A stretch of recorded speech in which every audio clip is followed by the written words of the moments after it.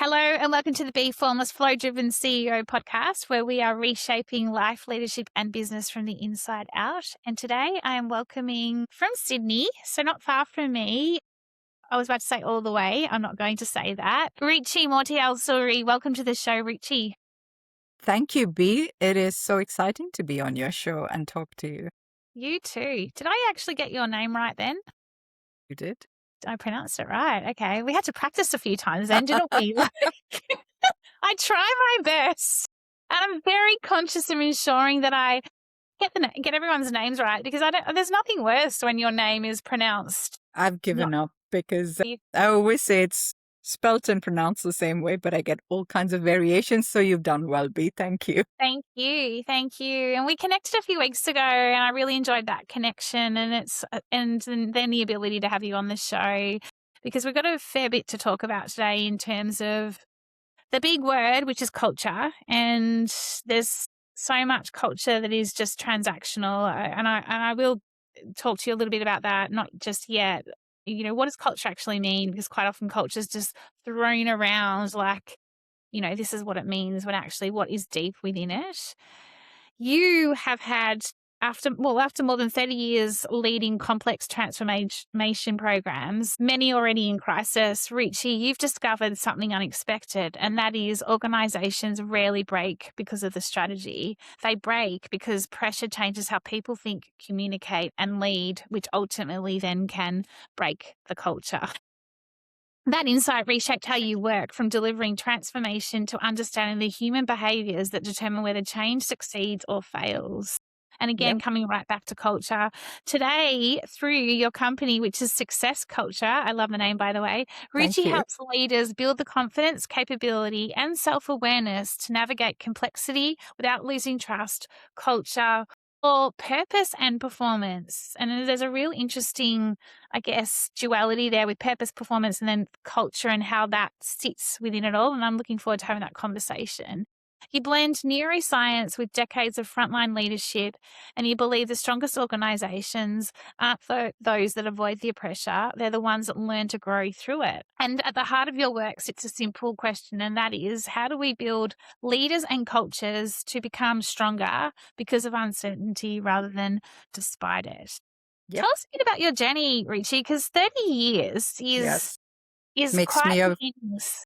Makes me a very old person, yeah. Not at all. Not at all. You've got so much profound insight and wisdom. And even when I spoke to you the other week, I was like, and even just pre-show then, so many things I take away from someone like you for myself as a leader, my own business, from a cultural perspective. So yeah. I'd love to hear a bit about your journey. We were talking earlier before we started, and you were telling me about your journey, and certain things have happened the way they've happened. And over the years, one thing has become very clear to me, and that is that we are the sum of the experiences that we go through in life. Some of us accept those experiences, some of us reject them. And I feel we should accept them, good or bad, because that's where our growth happens. If I can use the word spiritual growth, because I know it's a very, very overly used word, but what I mean by spiritual growth is the growth of our being. And if we allow that growth to happen, it gives us the confidence to be better decision makers and better leaders, because it's that growth that allows you to be you. Take decisions from the point of view of who you are rather than what somebody else suggested you do, because they say you need to be intelligent even in copying from someone else. And that intelligence is understanding that you are unique. So learn from others, use the learnings from what they're saying, but you don't photocopy what they're doing. So the journey that we go through, I think it's really important to embrace everything that's thrown our way. And you talked about the pressures, and you talked about the complexities and uncertainties. These are things that you cannot avoid. We will never get a utopia within which we would have to deliver. So how do you embrace all of that? How do you turn it from a problem to an opportunity? That's for me, that's been my journey. And every time I got complacent in my life, I was thrown another curveball. Go solve the problem. And I love problem solving. When I So do grew up, I. yeah, Yeah. I grew up doing puzzles. Even today, if I have nothing to do, I'll always have a puzzle on my phone that I'm solving. Yeah. And that's life for me. There's Mm. problems are there because they're puzzles waiting to be solved. We're there as leaders because it's not that you've been given a bad environment, or we're just given puzzles we need to solve. It's exciting. Yeah, it's so interesting because there's a lot to unpack there, Ruchi. Like Yeah, you pulled out quite a bit there around the being. I wrote that down, growth of being. I think sometimes it's hard when you're going through adversity to embrace it. And that's true. and so especially and also like when you think about a leader, there's this life component and then there's this like business leadership component. You must have seen a lot of that over your time, and telling someone just to embrace it, no doubt is not the language you would use. What do you like? How do you guide people through embracing it and this whole growth of your being? Because I actually believe it's true. It's just when you're in it yourself. Yeah. It's awareness and acceptance, really. I was talking to someone today. I said, you know what?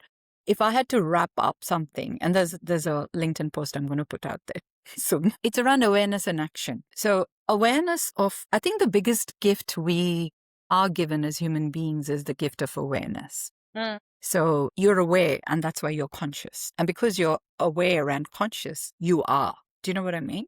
mm, If you had no awareness of your consciousness, you wouldn't be. mm, And that is a very simple truth. So awareness it's a very underestimated gift that we have been given. And to embrace yourself, all you need to do is be aware of who you are, what is working for you, what is not working for you. The problem we have is that we layer ourselves and we literally bury ourselves under those layers, where the layers are what we have been told, what is right, what is wrong. mm, What is right for someone may not be right for me. mm, And, I have a simple test for what is wrong. If it is not working well for you, it's not working well for me, and it's not working well for everything around me, then yes, relook at it. mm. That is wrong. Other than that, there are trends, there are fashions, there are, whatever cultural phases. What was right a few years ago is no longer right. Mm, In Victorian era, people dressed up fully covered. You went into swimming fully covered. mm. Today, look at us. Yeah, we're like Uh, tiniest little bikinis for females, or quite. Yes, Look at how the dressing up has changed even within the work environment. So yeah. what was right then is no longer current anymore. So right and wrong changes. But as long as we are not hurting anyone, and ourselves included, that to me is the definition of wrong. Mm, So let's not worry too much about, am I doing the right thing? Let's worry about, is it authentic to who I am? mm. It is very easy to say, be yourself because you're unique. Be yourself because everyone else is taken. Yeah, but what does it actually mean? Yeah. I was gonna ask you what constitutes like when you know it when it's wrong. Like because I battle with that sometimes where I'm like, is this wrong or is this a journey I'm on? I go Yeah, really deep into those sorts of conversations with myself at times, and I'm like, when do I pivot? When do I go, no, this isn't working for yeah. me, Okay. versus accepting That's it? a Do you know what I mean? great, Like, great yeah. question. And I'm glad you asked that, B, because what is wrong? Like I said, my simple test is it working for me? Is it working for the other people? Is it working for everyone around me? Quite often, the first mistake we make is we focus on the other people only because that's what we've been taught. Mm, We've mm, been taught if you focus on yourself, you're being arrogant, you're being selfish, etc. Focusing on yourself doesn't mean you're being arrogant and selfish. It's that simple, often used, put your oxygen mask first. So if you're not doing self-care, you can't look after other people. So no. you are equally important in that equation of things. So that's my first test. In terms of the next level of is it wrong or not, I'd like to reword that and say, is it working for me or not? Yeah. Like, Right? So how do you know whether it's working? Because you're right, we battle with what we've been told and we don't even know someone else told us that. mm, We just know that, that is how it's meant to be. So let's look at marketing. And I always tell people, I am what you see is what you get. Same. But when I launched on my own journey, I was told, oh, no, you need to look like this. You need to present yourself like that. And I struggle with that because I am who I am. Mm. Take it or leave it. Luckily, most people they respond to that authenticity.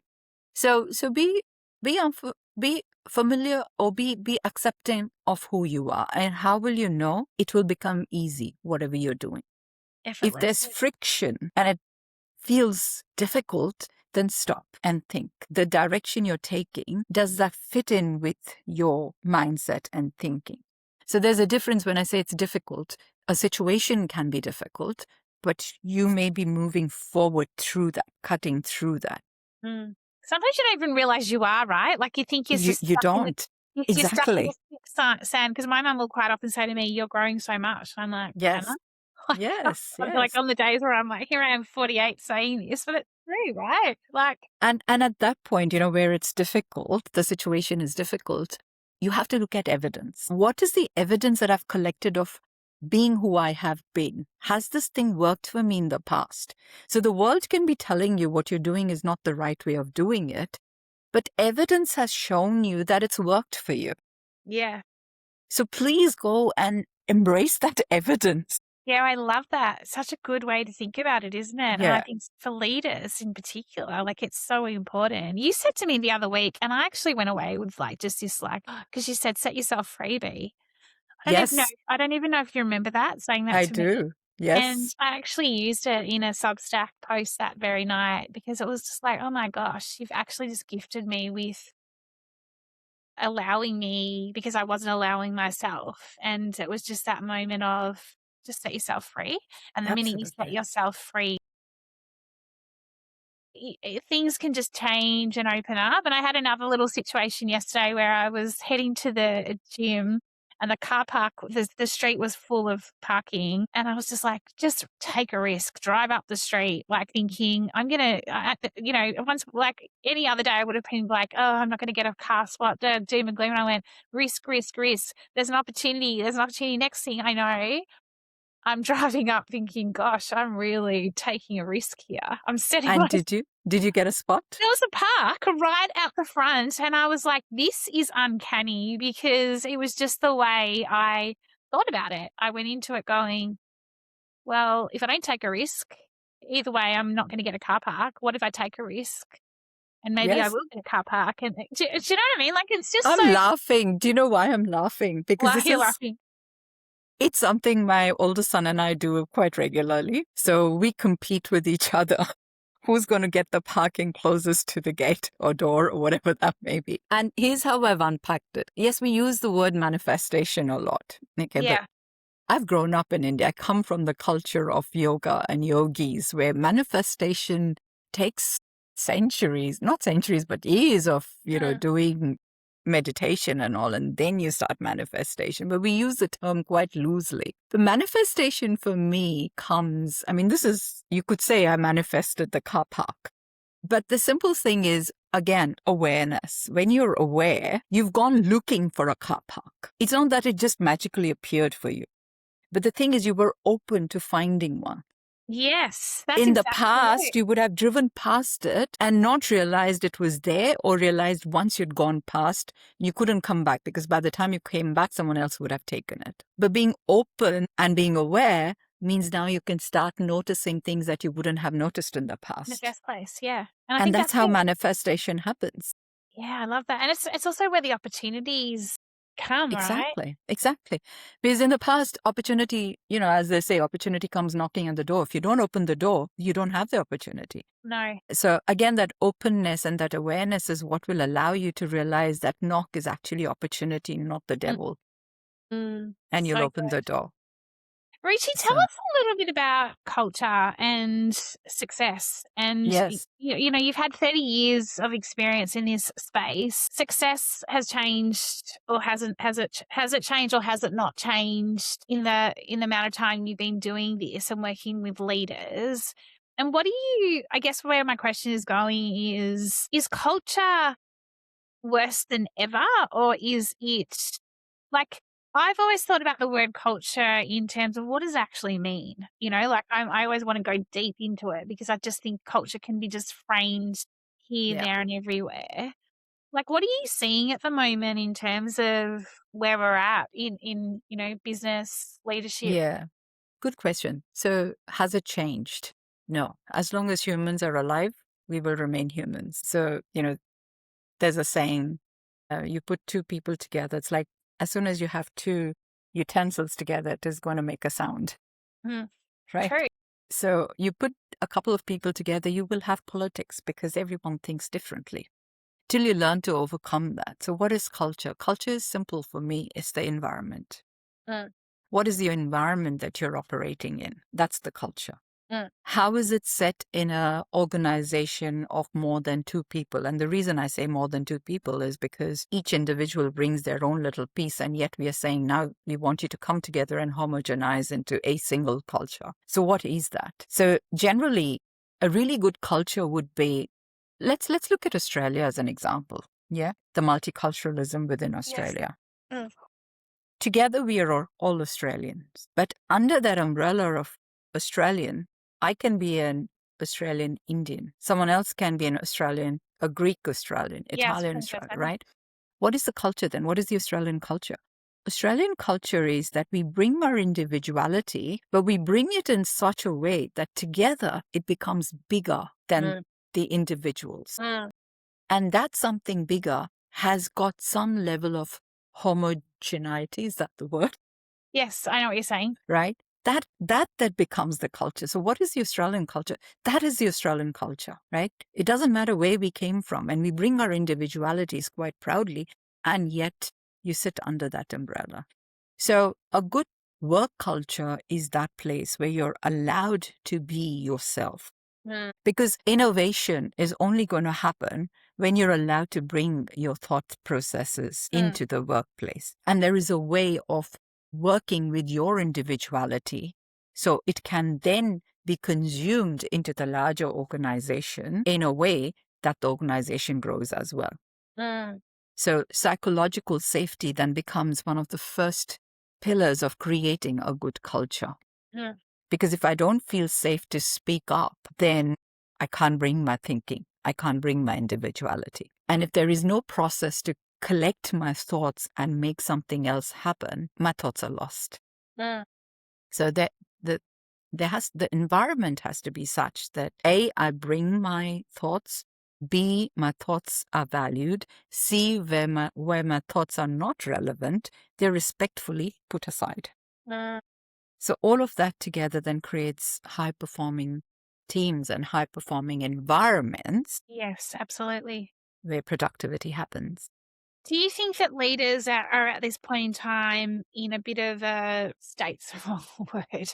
There's so much happening, like when you talk about environment, the environment has changed so much in the last few years, and obviously this technology now and that as well is adding another level to it's part of the team. It's like how do you understand that and how do you bring that into the mix? You might have a different perspective. I feel like that's just something that we really need to unpack in terms of the different personalities, human, tech, the leader, questioning themselves, doubting themselves, also like the inability to make a decision, thinking. Do you know what I mean? Like it's just it's interesting Yeah, point of time, and I guess that takes me to the success piece, right? Because what does success mean right now? You've got success and culture. yeah. Culture's the environment. What is success then? Okay, so let's start with the word you used, doubt. So we doubt ourselves for what purpose? Judgment, right? We're scared that we will be judged. Mm, And as leaders, your expectation is that as a leader, I want people to look up to me. I'm not the person who can make any mistakes because otherwise I will lose my, the credibility. respect and the respect and credibility and all of that. Because again, that's the layer the society and, the world has put on us because that has been the definition of leaders. So if we come from that point of view, absolutely it's such a difficult environment to operate in. Then look at it from a different way where I said, be free yourself. I would tell a leader, free yourself. Did You I were look at you like, never, what? Did I look at you like, what is she talking about at times? You ever get that like resistance of No, but seriously, leader was not supposed to be the best person at the job. That's not your job. Because if you're going to be good at everything, why do you need a team? Well, you don't. And this is where I love the Steve Jobs quote where he says, you hire the best people and then tell them what to do. That is, definition of stupidity or whatever he says. And that is true because you hire people for their ability. Mm. As a leader, what you have to learn is how do you bring these disparate pieces together into the final outcome? That's the puzzle piece. And that is success.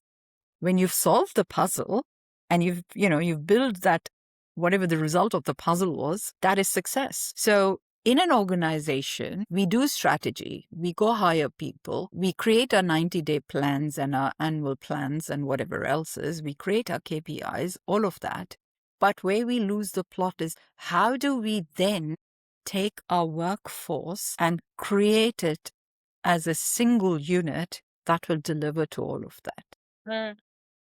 And where a lot of the leaders get stuck is, I need to be that person who's got all the answers. I need to be that person that people respect. Otherwise, there's no credibility. Now, when you set yourself free and you go, no, I don't need to be that person. I'm just that person who can show people the pathway. I can show the vision, and then I can collect the thoughts and create the outcomes. It's so empowering, both Yeah. for you as a leader and the teams beneath you, because nobody ever wants to let the other person down. No. I want you to love me. I want your listeners to listen to this podcast and go, oh, yes. So I don't want to be sitting here and talking some rubbish, right? So similarly, the teams in our environment, and equally I tell the parents, your children, nobody wants to let down somebody. So if you've got that connection with them, that trust, they will do their utmost to make you successful because they know their success is your success. No.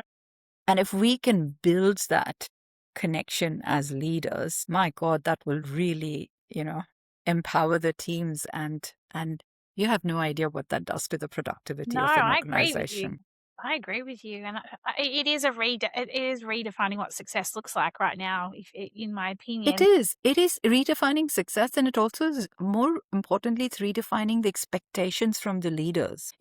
There's never been a time where I would have told a leader, you're getting the younger generation in, turn them into your mentors. But this is the first time where we can tell the older generation, you know what? You have more to learn from them than they have to learn from you. Because with technology has come a very different way of functioning and thinking.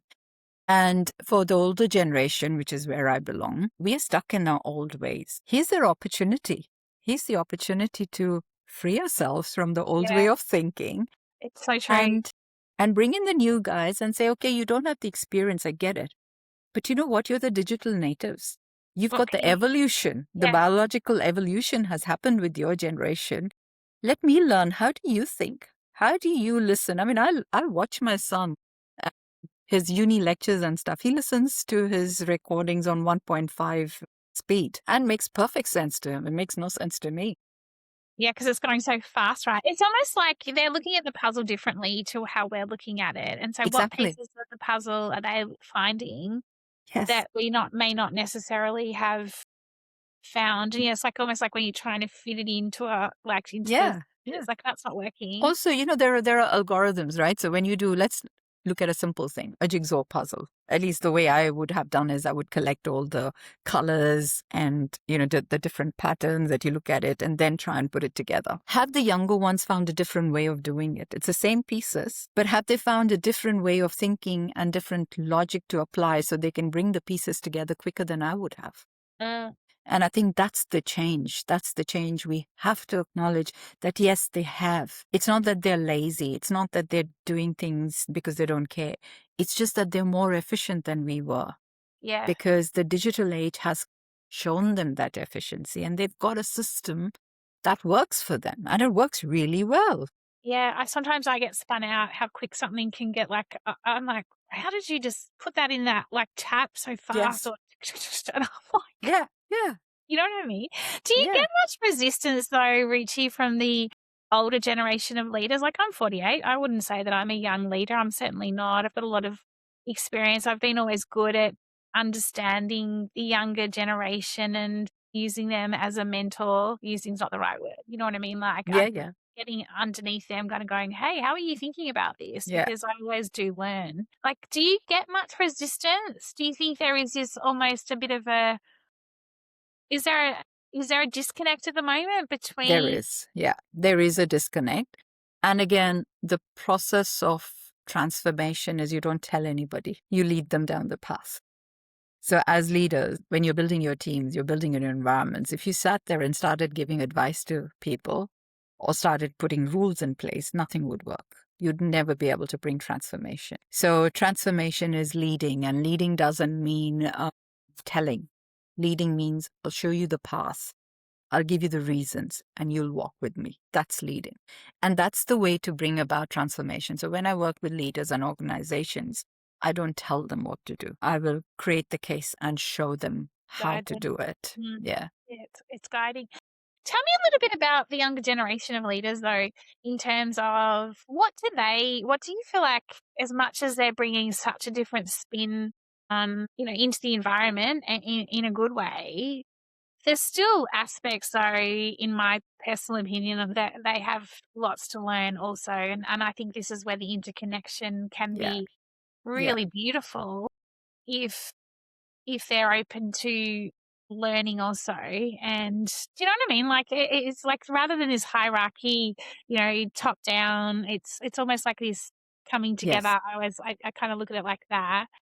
What are you seeing as from the younger generation or the up and coming emerging leaders that really they need that you see as focus area for them? Is it awareness? Is it, what am I doing wrong? Like, how do they need to set themselves free? So what I'm finding with the younger generation is definitely they're a lot more mature emotionally. And I know it sounds really weird, but I find they're a lot more in touch with their own feelings. Yeah. And they know how to handle it far better than we did. Because remember, they've come through an age of self help and those kind of things. It was introduced to us, whereas they were born into their parents already familiar with that kind of Mm, stuff. mm. So they've got that advantage over our generation or my generation. I am older than you be. So So they've got that advantage to work with.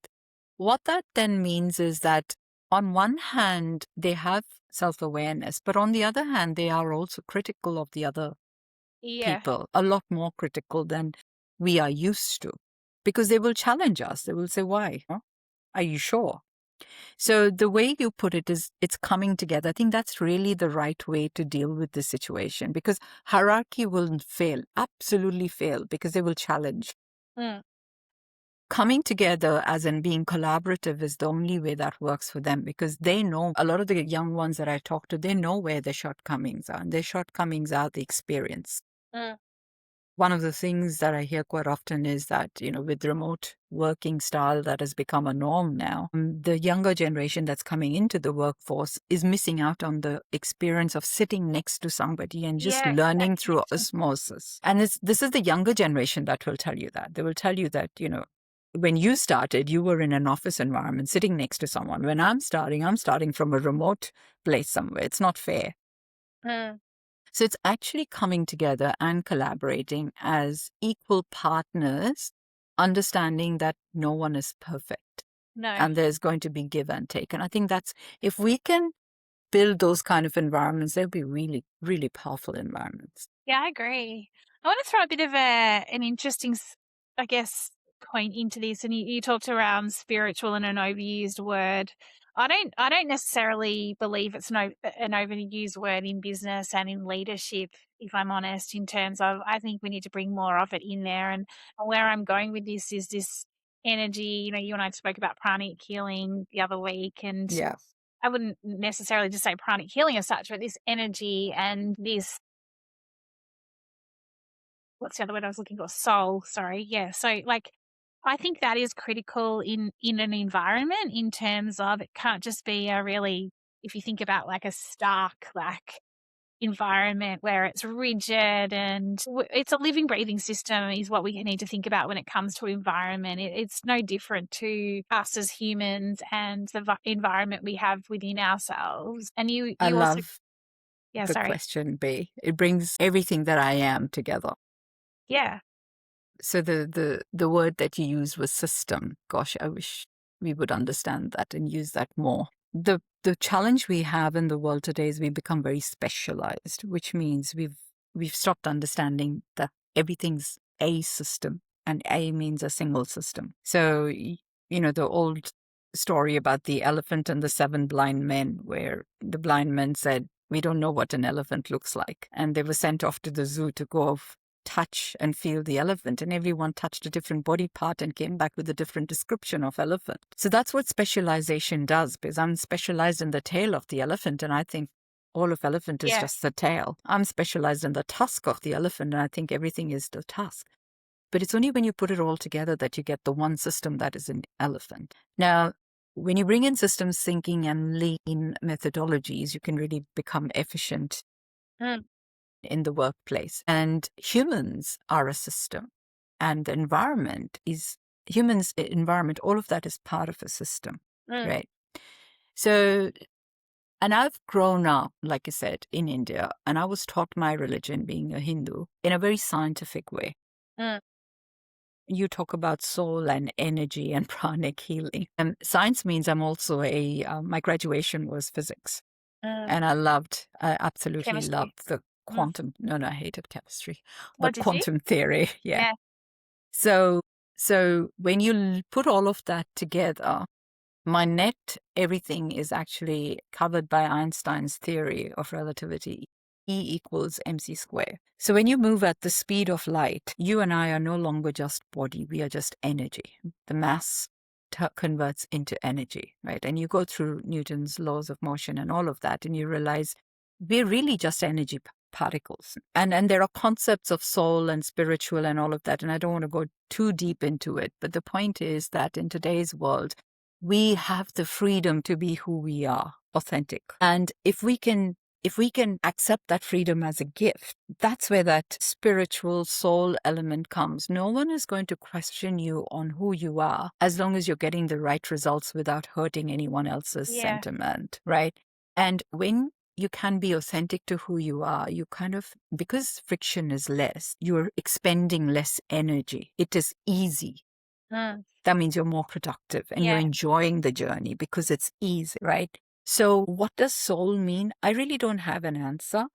But when I combine NLP and my cultural background and physics together, to me, it is all energy and it's interchangeable. And I use that a lot in the work I do because right now I'm talking to B and I'm Ruchi, and there is differentiation, there is cultural difference. We've grown up in different areas, blah, blah, blah. But as soon as I say, B, you're energy and I'm energy, it's the same. Yeah. All differences go away. And that's a really powerful way of making people understand that, yes, we are different, but actually we're not. No. And that's and for me, that's the environment where everyone flourishes. Like if you, Exactly correct. because Yeah. energetically, it's an environment that is, I can't even, what am I trying to, do you know what I mean? Like I know what you mean. Yeah. exactly I know that. what you mean. I just feel like we need to be bringing more of that into Yes. leadership and businesses today. And it feels like that's where we need to go, especially with the world as it stands Yes. right now. And the word you used was spiritual. So why does spiritual come into the conversation of leadership? Because typically we look at leadership as being very alpha male kind of things. It's about making decisions. It's about moving forward. But what spirituality allows you is, again, back to that awareness. You're becoming aware of who you are. When you become aware of who you are, that allows you to be who you are. And that, like I was saying, takes away the friction, takes away. So spiritual, that's where spiritual becomes important. Spiritual doesn't mean that I make you sit and chant Om 20 times a day. No, that's not spiritual. Spiritual is being in touch with your authentic self so you can lead from that perspective of ease. It's as simple as that. I know it sounds so simple, doesn't it? It's just it's really is people like yourself, even what I'm doing, just to continue to it's an exploration as well, if you It like, is. Ruchi. Like the more we are in our being space versus doing, that's where we are able to be more aware. That's where we are able to almost like look up and notice the different opportunities right back to the start of this conversation.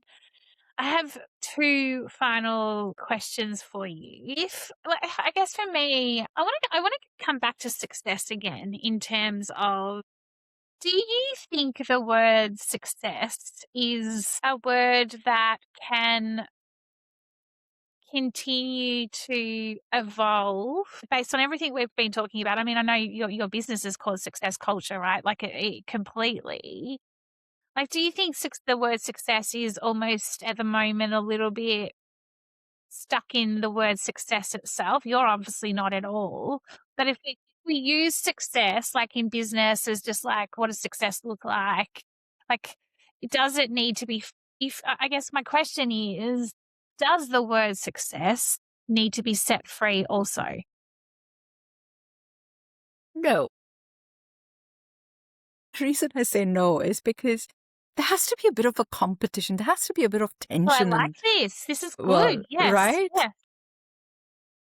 It's not, we talked about spirituality, we talked about awareness, we talked about a lot of stuff. But that doesn't mean life has to be perfect and everything has a smooth flow and you Yeah. just flow. No, that's not success. So this whole thing about everyone wins and everyone gets a certificate. No, not really, because that takes away the tension for me to better myself.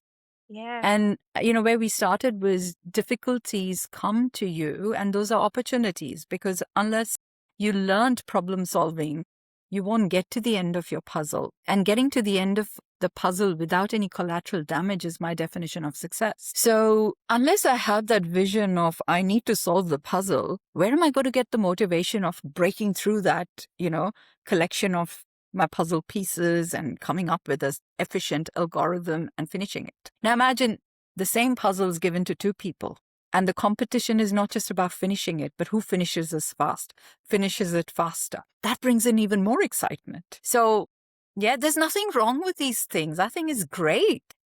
We make it sound wrong because we come from a perspective of materialism. Yeah. No, this is exciting stuff. Please go become successful. Please go make money.